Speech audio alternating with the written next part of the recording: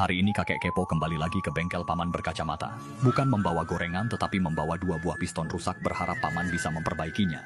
Melihat kondisi piston, paman mengatakan bahwa memperbaiki kedua piston ini tidak akan bisa. Namun jika kedua sisi piston dipotong dan disatukan, itu mungkin bisa. Tentu saja proses perbaikan ini memerlukan keahlian tingkat 8. Pertama-tama paman berkacamata memproses piston yang telah diberi tanda silang, meletakkannya di cak penjepit dan melakukan proses pengikisan. Karena bahan piston umumnya terbuat dari aluminium bukan dari baja, proses pengikisan dan pemotongan bagian yang rusak berjalan sangat cepat, bahkan lebih cepat dari mengurus surat izin usaha. Guna menghindari terpentalnya potongan piston hingga ke negara Konoha, paman yang cerdas menggunakan gergaji besi dalam melakukan pemotongan akhir.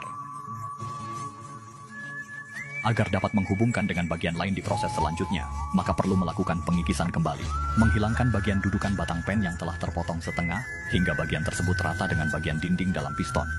Meskipun proses pengikisan ini terlihat sederhana, namun paman yang berpengalaman sekalipun tidak bisa lengah. Jika lengah, maka siap-siap ijazah paman akan diungkit oleh Roy.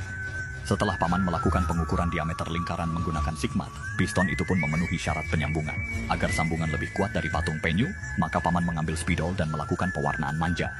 Kemudian melakukan pembuatan ulir. Hanya dengan cara ini kekuatan sambungan piston dapat terjamin.